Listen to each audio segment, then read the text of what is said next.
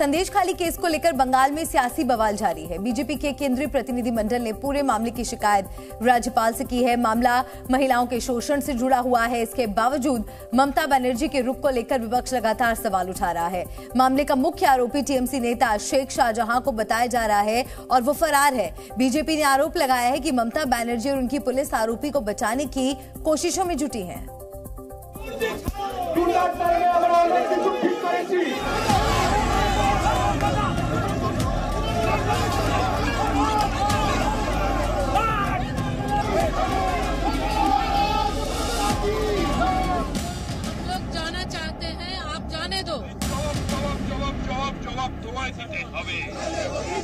कि दिन में आके देखते थे उनके गुंडे किसके घर में कम उम्र की बेटी है, हिंदू महिला को टारगेट करके अत्याचार किया है। जो शेख शाहजहां है उनको प्रोटेक्शन दे रही है उनके गुंडों के द्वारा।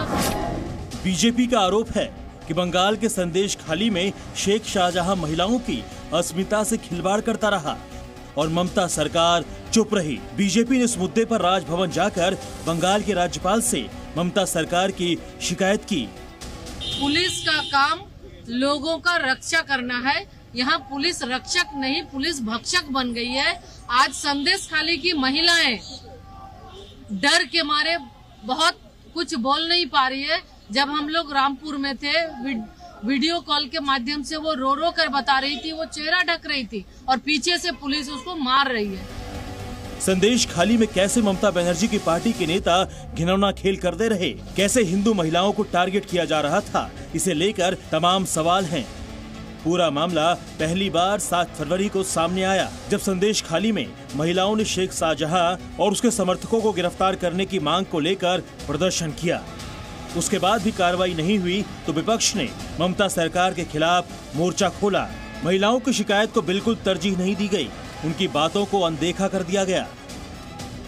जबकि टीएमसी नेता शेख शाहजहां और उसके गुंडों पर रेप, छेड़खानी और उत्पीड़न का गंभीर आरोप है। इतना ही नहीं, जबरन जमीन हड़पने, मनमानी करने और धमकाने के भी आरोप है। उनका एक प्यारा भाई शेख शाहजहां जो तृणमूल का गुंडा है, उसका गुंडे के साथ 500 गुंडा है। हमारी संदेश खाली क्या जो माता है, बहन है, घर घर के जाके दिखता है कौन सुंदर है, कौन सा एज कम है, उसका उठा के लेके जाके उनको प्रताड़ित करता था, उसका संपत्ति को लूट किया, उस हिंदू महिला को टारगेट करके उनको अत्याचार किया है। बीजेपी इस मुद्दे पर पश्चिम बंगाल सरकार पर हमलावर है। सवालों के घेरे में ममता की पुलिस भी है। बड़ा सवाल ये है कि जब महिलाएं आरोप लगा रही हैं तो एक्शन क्यों नहीं लिया जा रहा। पुलिस पर महिलाओं के साथ हो रहे अत्याचार के मामले में चुप्पी साधने का आरोप है। शेख पर अब तक रेप की शिकायत दर्ज नहीं की गई और महिलाओं से मेडिकल रिपोर्ट लाने को कहा गया और उसको रात में मीटिंग के नाम पे बुलाना, उसको जब तक चाहे वो अपने घर पे रखना और उसके बाद वो छोड़ती थी। मैंने ये लगातार इस तरह के अत्याचार हो रहे। आज इन सारे चीजों को वो दबाना चाहती है, ढकना चाहती है कि देश के लोग इसको ना जाने, ममता बनर्जी की सच्चाई को ना जाने कि एक महिला होते हुए महिला के साथ अत्याचार करने के लिए, अनाचार करने के लिए अपने गुंडों को, अपने कार्यकर्ताओं को प्रोवोक करती है। ममता सरकार और उनकी पुलिस दोनों ही सवालों के घेरे में है। मुद्दा भी गंभीर है और आरोप भी संजीदा हैं। मामला महिलाओं से जुड़ा है, इसीलिए सरकार की चुप्पी कई सवाल खड़े कर रही है। The time has come now. You rise. যদি মহিলাদের সাথে এইভাবে ব্যবহার হয়, মহিলাদের সাথে এইভাবে তাদের ইউজ করা হয়, I think এর থেকে ঘৃণনীয় কাজ কিছু হতে পারে। इससे ज़्यादा घिनौने काम कुछ नहीं हो सकता। I understand, but you are with the women. You are playing such kind of games. I mean, it's unbelievable. जिस शेख शाहजहां पर आरोप लगे हैं वो 5 जनवरी से ही फरार है। उसी दिन राशन घोटाले के आरोप में ईडी की टीम पूछताछ के लिए शेख शाहजहां के ठिकानों पर पहुंची थी। तभी भीड़ ने हमला भी कर दिया था। तब से लेकर अब तक शाहजहां कहां गया ये किसी को नहीं मालूम। शाहजहां शेख जिसके ऊपर दर्जनों केसेज हैं, ऑर्गेनाइज क्राइम का गैंग चला रहा है, वांटेड है। जब ईडी ने रेड किया तो उनके जानलेवा हमला हुआ, उसको ममता प्रोटेक्ट कर रही है। उसका हेल्प कर रही है, वो फरार नहीं है। सच का पता लगाने और पीड़ित महिलाओं से मुलाकात करने के लिए बीजेपी का डेलीगेशन संदेश खाली जाने के लिए निकला, लेकिन उसे रामपुर में ही रोक दिया गया। यहाँ पर बीजेपी का जो केंद्रीय प्रतिनिधि मंडल आया है वहाँ उनको यहाँ पर रोक दिया गया है। आप देख सकते हैं कि भारी मात्रा में पुलिस कर्मी यहाँ पे मौजूद है, तैनात है। और ये यहाँ पर जो बीजेपी के केंद्रीय प्रतिनिधि मंडल है, जो यहाँ पर 2 केंद्रीय मंत्री भी हैं, उनको यहाँ पे रोका गया पुलिस की तरफ से। उस संदेश खाली जाने की कोशिश कर रही थी लोग, लेकिन उनको यहाँ पर रोका गया, आगे नहीं जाने दिया जा रहा है। वो पुलिस के साथ वो बात कर रही है और यहाँ पर उनको ये बताया जा रहा है क्योंकि आगे यहाँ से संदेश खाली की तरफ का रास्ता वो लोग बंद करके रखा है, ब्लॉक करके रखा है और धारा 144 लागू किया गया है 19 जगहों पर संदेश खाली के। इसीलिए वहाँ पे जाएंगे तो लॉ एंड ऑर्डर सिचुएशन खराब हो सकता है, इसीलिए उनको आगे जाने की इजाजत नहीं दिया जा रहा है, उनको यहीं पे रोका गया है। इस डेलीगेशन में 2 केंद्रीय मंत्री अन्नपूर्णा देवी और प्रतिमा भौमिक भी शामिल थीं। इसके अलावा सांसद सुनीता दुग्गल, कविता पाटीदार, संगीता यादव और ब्रिजलाल भी इसका हिस्सा थे। हमें पता है 144 का मतलब, हम 6 लोग हैं जो शांति प्रियता के साथ अंदर जाकर पीड़िता से बात करना चाहते।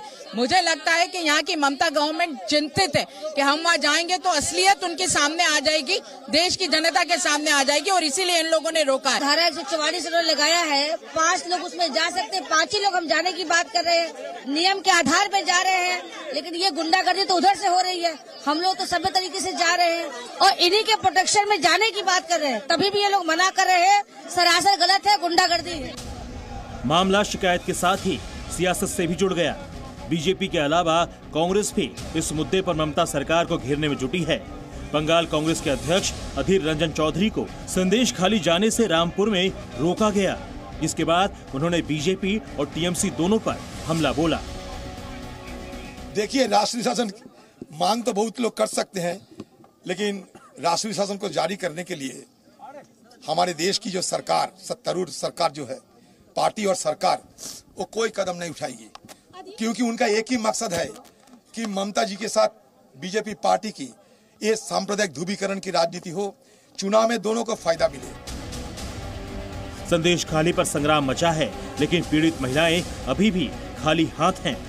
ममता बनर्जी विपक्ष पर सवाल उठाकर अपनी जिम्मेदारी से बचने की कोशिशों में हैं, लेकिन महिलाओं को इंसाफ कब मिलेगा, इसका जवाब देने को कोई तैयार नहीं। कोलकाता से सुमित सेन गुप्ता के साथ bureau report, C media. Bengal में महिला मुख्यमंत्री हैं और महिला उत्पीड़न को लेकर उनकी खामोशी पर कई सवाल उठ रहे हैं। इस पूरे मुद्दे को वोट बैंक की राजनीति का हिस्सा भी माना जा रहा है। दावा है कि आरोपी शेख शाहजहां की टीएमसी में ऊंची पहुंच है, इसीलिए उसके खिलाफ एक्शन नहीं हो रहा। हालांकि ममता बनर्जी की वोट वाली सीट को लेकर पहले भी सवाल उठते रहते हैं। संदेश खाली केस पर ममता बनर्जी ने आरएसएस और बीजेपी को घेरा, विधानसभा के अंदर बयान दिया, लेकिन शेख शाहजहां पर अब तक कुछ नहीं बोली है ममता बनर्जी। ममता बनर्जी पर मजहब देखकर भेदभाव का भी आरोप लगता रहा है। बंगाल में हिंदू महिलाओं के उत्पीड़न पर उनकी चुप्पी सवाल उठाती है, लेकिन सीएए और एनआरसी पर वो जमकर बयानबाजी करती हैं। ममता बनर्जी के तुष्टीकरण को लेकर भी बार बार चर्चा होती है। अब रामनवमी आती है तब वो छुट्टी देने से इनकार करती हैं, जुलूस नहीं निकालने देती, लेकिन शबे बारात पर छुट्टी का ऐलान करती हैं।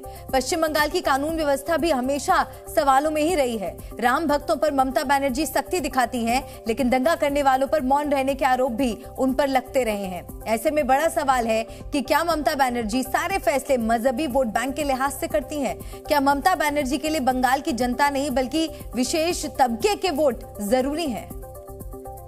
तो संदेश खाली का मुद्दा चर्चा में है। महिलाओं के उत्पीड़न का दर्दनाक कहानी सामने आ रही है। सवाल भी कई हैं और मामला भी गंभीर है। बीजेपी के प्रतिनिधि मंडल को आज वहां जाने नहीं दिया गया, कांग्रेस नेता भी रोके गए। अब बड़ा सवाल है कि ऐसा क्यों किया जा रहा है। इसके लिए आपको संदेश खाली का भूगोल समझना जरूरी है। संदेश खाली बंगाल की राजधानी कोलकाता से 80 किलोमीटर की दूरी पर नॉर्थ 24 परगना जिले का एक गांव है। ये गांव बांग्लादेश की सीमा से सटा है। यहाँ 70% से ज्यादा मुस्लिम आबादी है। संदेश खाली गांव 2 ब्लॉक में बटा है। ब्लॉक 1 में मुस्लिम आबादी 69.19% है, जबकि ब्लॉक 2 में 77.17% मुस्लिम रहते हैं। तो संदेश खाली केस को लेकर सामने आ रही सच्चाई चौंकाने वाली है।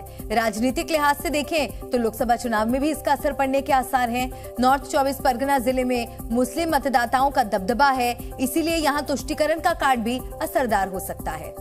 नॉर्थ 24 परगना जिले में विधानसभा की कुल 33 सीटें हैं। 2021 के चुनावी नतीजों के मुताबिक यहां टीएमसी को 28 सीटें मिली थी, जबकि बीजेपी ने 5 सीटों पर जीत दर्ज की। नॉर्थ 24 परगना जिले में लोकसभा की कुल 5 सीटें हैं। 2019 में यहां टीएमसी ने 3 और बीजेपी ने 2 सीटों पर जीत दर्ज की।